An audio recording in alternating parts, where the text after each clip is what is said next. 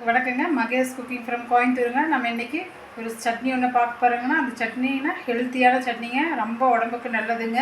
அது சுகர் இருக்கிறவங்க, ப்ரெஷர் இருக்கிறவங்க, இதயத்துக்கு, மூளைக்குங்க, அப்புறம் சிறுநீரக பிரச்சனை இருக்கிறவங்க இந்த சட்னி சாப்பிட்டா அவ்வளோ நல்லதுங்க. அது மட்டும் இல்லாமல் உப்பு இருக்கிறவங்க இந்த சட்னி அடிக்கடி உணவில் சேர்த்திக்குங்க. சுகர் இருக்கிறவங்க அடிக்கடி உணவில் சேர்த்துக்குங்க. இந்த எண்ணெய் சட்னின்னு அதை பார்க்கலாங்க. பாருங்கள், நம்ம வடக்கில் எண்ணெய் ஊற்றியாச்சுங்க. எண்ணெய் ஊற்றி 4 ஒரு காஞ்ச மிளகாய் போட்டுங்க.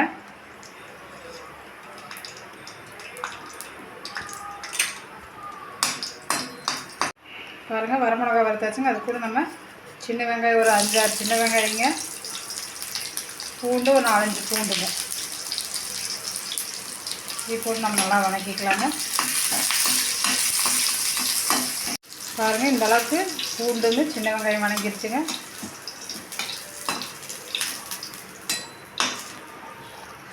அதுக்கப்புறம் நம்ம கடலைப்பருப்பு கொஞ்சம் போட்டுக்கலாங்க.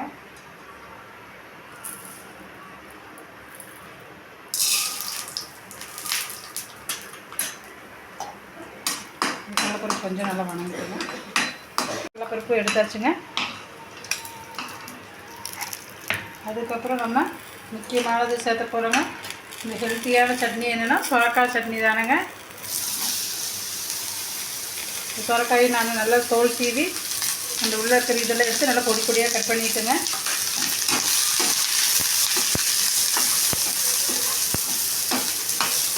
இந்த சொரக்காய் தாங்க நல்லா வணங்கணும். பச்சை வாசம் போகிற வரைக்கும் இந்த சொரக்காயை நல்லா வணக்கிக்கலாங்க. இந்த சொரக்காயை அடிக்கடி உணவில் சேர்த்திக்கங்க. சாம்பார் கூட சேர்த்திக்கங்க, கூட்டு கூட, பொரியல் கூட, இந்த மாதிரி சட்னி சுவையில் இருக்குது. அடிக்கடி சொரக்காய் ரொம்ப நல்லது. உண்மையாகவே உடம்பு இழைக்கிறதுக்கு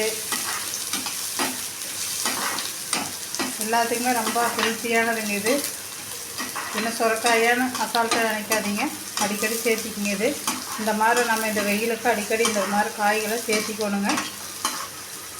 நம்ம குழந்தைகளுக்கு நல்லதுங்க. குழந்தைகளுக்கு இது சொரக்காய் சட்னின்னு தெரியாத மாதிரியே நம்ம செஞ்சு கொடுத்துடலாங்க. அந்தளவுக்கு இந்த சட்னி சூப்பராக இருக்குங்க. சட்னி நல்லா வணங்கணுங்க. இந்த பச்சை வாசம் போகிற வரைக்கும் நல்லா வணக்கினாதான் இந்த டேஸ்ட்டாகவே இருக்குங்க.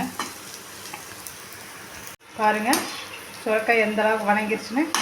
வணங்கணுன்னு நம்ம என்ன பண்ணலாங்க, ஒரு தக்காளி, அரை தக்காளி போட்டுக்கலாங்க. அது கொஞ்சம் நல்லா வணங்கிட்டுங்க. பாருங்கள், சுரக்காய் நல்லா வணங்கிருச்சுங்க. வணங்கணுன்னு நம்ம கொத்தமல்லி, கருவேப்பிலை கொஞ்சம் போட்டுட்டுங்க, புளி கொஞ்சம் போட்டுருக்குறோம், 2 கொட்டுக்களை போட்டுருக்குறேங்க. போட்டு இது நல்லா வணக்கி விட்டுக்கலாங்க. பாருங்கள், வணங்கணுன்னு நம்ம கொஞ்சம் தேங்காய் போட்டுக்கலாங்க. தேங்காய் போட்டு கல்லுப்பு இதுலேயே கொஞ்சம் போட்டுக்கலாங்க. கல்லுப்பு இந்த அளவுக்கு எடுத்துருக்குறேங்க. போட்டு நல்லா வணக்கிக்கலாங்க.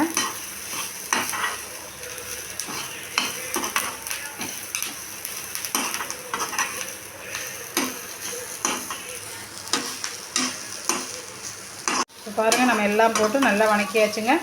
கொத்தமல்லி, கருவேப்பிலை, பொட்டுக்கடலை, தக்காளி, தேங்காய் கொஞ்சம், உப்பு இதெல்லாம் போட்டு வணக்கியாச்சுங்க. அதுக்கப்புறம் நம்ம ஆல்ரெடி வணக்கி வச்ச வரமிளகா, பூண்டு, கடலைப்பருப்பு அதையும் போட்டுங்க.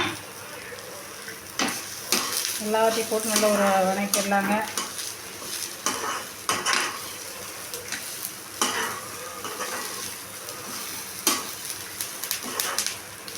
இது ரொம்ப இதயத்துக்கு ரொம்ப நல்லதுங்க. அதிகமாக உப்பு இருக்கிறவங்க இந்த மாதிரி செஞ்சு சாப்பிடுங்க.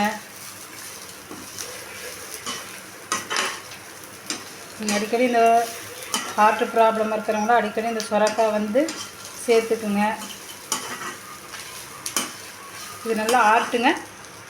கொஞ்சம் நல்லா ஆட்டுங்க. நம்ம ஆட்டுன சட்னி அரைச்சிட்டு பார்க்கலாங்க. பாருங்கள், இப்போ நம்ம எண்ணெய் ஊற்றிட்டுங்க. எண்ணெய் ஊற்றி கடுகு போட்டாச்சுங்க. கடுகு பொரியுதுங்க. நம்ம பாருங்கள், இந்த சட்னி எவ்வளோ நைஸாக அரைச்சி வச்சுருக்குறோங்க. நல்லா டேஸ்ட்டாக இருக்குதுங்க. இப்படியே நம்ம சாப்பிட்லாங்க. எண்ணெய் கூட தாளித்து கொட்ட வேண்டியதில்லை. உங்கள் ஆப்ஷனல் தாங்க. எண்ணெய் வேணும்னா இப்படி தாளித்து கொட்டுங்க, இல்லைன்னா அப்படியே சாப்பிட்லாங்க. சூப்பராக இருக்குங்க. பாருங்கள் கடுகு நல்லா பொரிஞ்சிருச்சுங்க. பொரிஞ்சோன்னா 2 கருவேப்பிலை போட்டுங்க.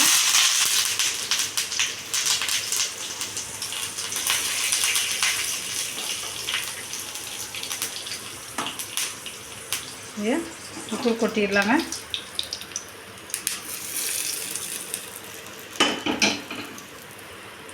நல்லா கலக்கி விட்டுக்குங்க. பாருங்கள் சுரைக்காய் சட்னி எவ்வளோ சூப்பராக ரெடியாக இருக்குதுன்னு. உண்மையாகவே அவ்வளோ நல்லா இருக்குதுங்க. நீங்கள் செஞ்சு சாப்பிட்டு பார்த்துட்டு கமெண்ட் பண்ணுங்கள் எப்படி இருக்குதுன்னு. இது ஹெல்த்தியான ஒரு சட்னிங்க. நம்ம சேனல் எப்போவுமே சிம்பிளாக ஹெல்த்தியாக தான் இருக்குங்க. நீங்கள் அடிக்கடி தொடர்ந்து நம்ம சேனல் பார்த்துட்டே இருங்க. பார்த்துட்டு உங்களுக்கு பிடிச்சிருந்தால் லைக் பண்ணுங்கள், ஷேர் பண்ணுங்கள், சப்ஸ்கிரைப் பண்ணுங்கள். பாய்ங்க.